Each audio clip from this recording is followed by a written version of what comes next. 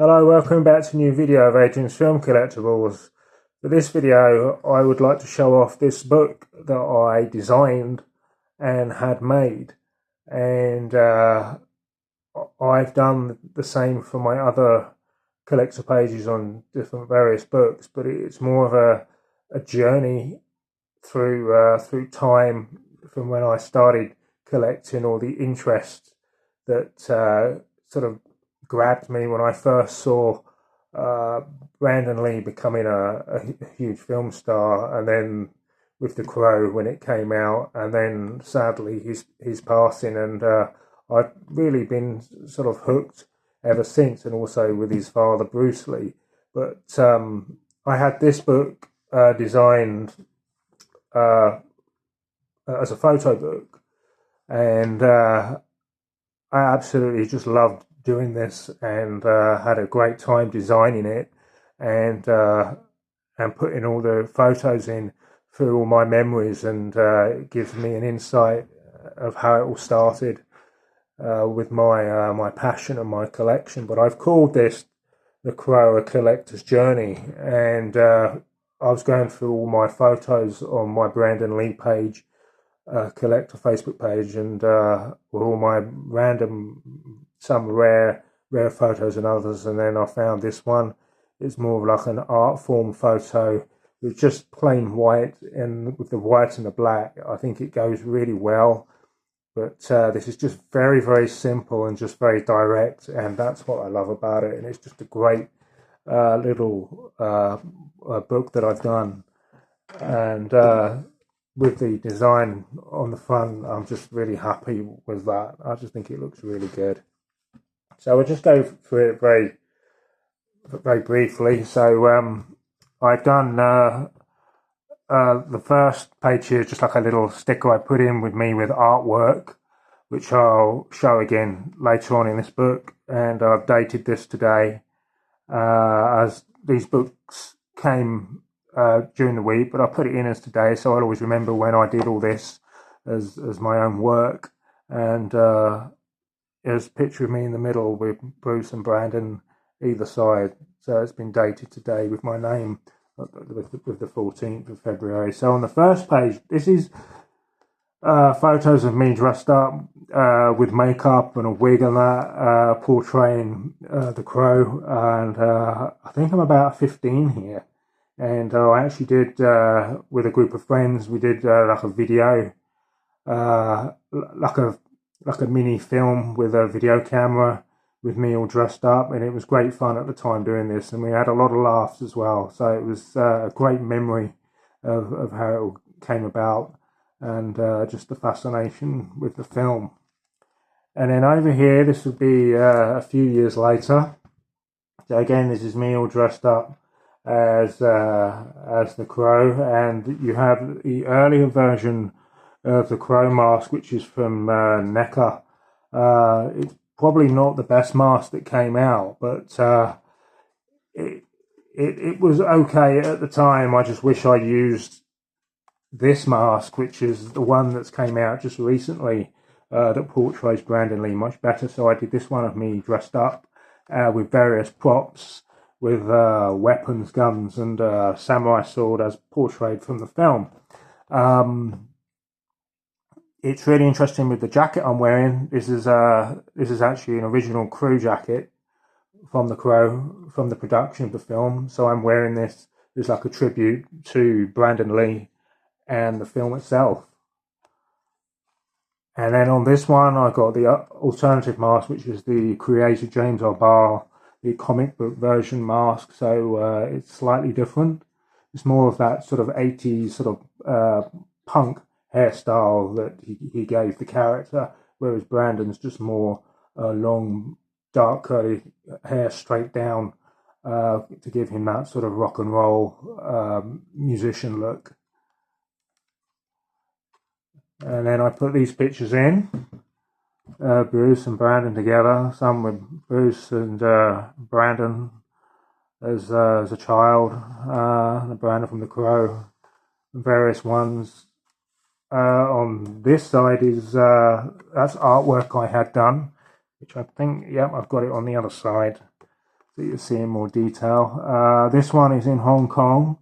This was when I went to Hong Kong in Kowloon Tong, so this was 41 Cumberland Road, where Bruce Lee's last home was. And sadly, the property is not there anymore, which is a great shame, because there have been many talks about it being a museum or some sort of open exhibition for Bruce Lee's legacy. And then this I had I sort of cut and paste and cropped his image in with me stood outside the gates of Bruce Lee's former home. And then that's the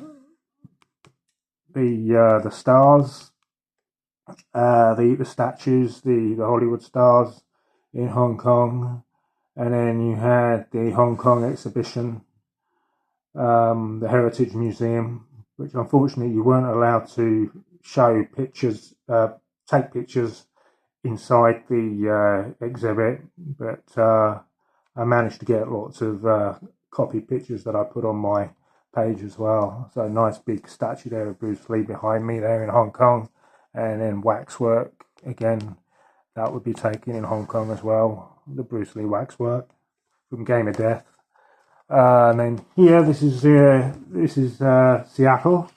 So this is in this is when I went to America. This is actually twice to Seattle. So you got the first one here, which is 2011. I went to Lakeview Cemetery in Seattle to see where Bruce and Brandon Lee are, where their graves are, where they're at rest there, which was really sad to see it for the first time. And I even left my own personal message for Bruce and Brandon Lee. And then again, a little bit later here. So these ones are more recent, and these are only a few years ago now. 2023, I think, these ones, if I can get the date right on that. But they redone the fencing and sort of laid slabs down to make it look a lot neater and nicer, and it was really lovely to see it all again. And then also from the first time, John Saxon was obviously still very much alive, and then you've got his grave here as well. As we all know, he co-starred with Bruce Lee in Enter the Dragon. And then on this side, that's me with my sideshow figure, my favourite figure of Brandon Lee from The Crow, my bust, favourite bust, life-size bust. And also I had original artwork done of Bruce and Brandon Lee, which was a big project that I had done, and it's come out really well, so that was really successful, so that's nice to have there. And then on this side, it was just various figures, some of the favourite figures from Sideshow or Hot Toys that are some of my favourites. And then on this side, you've got like a whole family album of all their autographs. So these are photos I had put in the book of my autograph collection. So I have all of their signatures. So you've got Shannon Lee, the daughter. So I put Shannon here with the mother, Linda Lee, here, Linda Lee Cabwell. So there's Linda Lee's signature here. And that's in a Japanese book. And then this one, the daughter, Shannon, on a Bruce Lee comic. And then you have this one here, Brandon Lee, his full name, from 1987. This is on a contract from TriStar. And then also Bruce Lee's signature from 1970. And he'd both written both Chinese and in English, which is on the other side of this. But he's also put the style of the dragon on his signature as well, which is really great to have, and very rare if you can afford to get it, like all their signatures together. It's a nice addition, or the biggest parts of my collection. And then pictures again of the various of the masks, the later two that came out. Absolutely amazing, really great masks. And then again, on this side, you've got James R. Barr's creation, the creator of the Crow, with his autograph there. And then that's the figure of his design of the Eric Draven character from the Crow. And then on this side, I have 4 original storyboards from the Crow with all the details behind it. That all screen used from the set. There's Brandon Lee's shoulder rig from the Crow. You can see where it was strapped onto him. You can see the moulding of his shoulder there, his deltoid, and his part of the his pectorals and his bicep there. And then there's a tube there. There's a slit in the shoulder where it's strapped in for a special effects scene. It's the scene which he's coming back with the groceries into the loft scene where he sadly loses his life for real. It's the scene that he tragically died. But this was used, this was unused for the as part of the production because it was a stabbing scene. So this is why you got this tube, and then you would have had like fake blood that came out of the shoulder wound. So they changed it from being stabbed to being shot. So there's quite a big story behind it, but it's a really rare, unusual, and original piece. It's even got Brandon Lee's skin tone on that, so that's a great sort of museum sort of artifact display piece that I have there. And then on this side you have a small piece of his costume, which is the tight top that he wore, a piece of the car, T-Bird's car, and then the jacket which I showed earlier in the book, which is the leather crew jacket. And then you have a bullet wound display. You can just about see that there, which is all framed up. That's from the set of the Crow. That was used for Brandon Lee's scenes, and then also the rings. They're just like collector display pieces, but I absolutely love those display pieces in the cabinet. And then various figures again, some of my favourites, and then busts as well of Brandon Lee.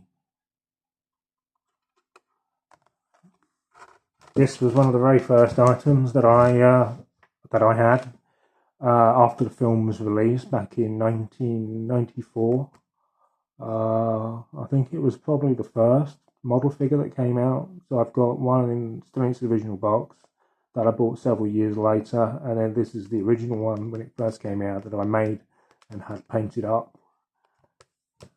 And again, another picture of the bust that I have, and then the mask from the comic book character of Eric Draven, and then the Brandon Lee mask from the film version of Eric Draven.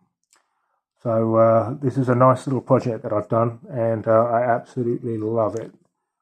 It's just a real joy to do this. So I'd just like to just show this off, and I hope everyone's enjoyed it. So I'll put some photos on as well for everyone to see. So so that's it for this video. So thanks for watching. Bye for now.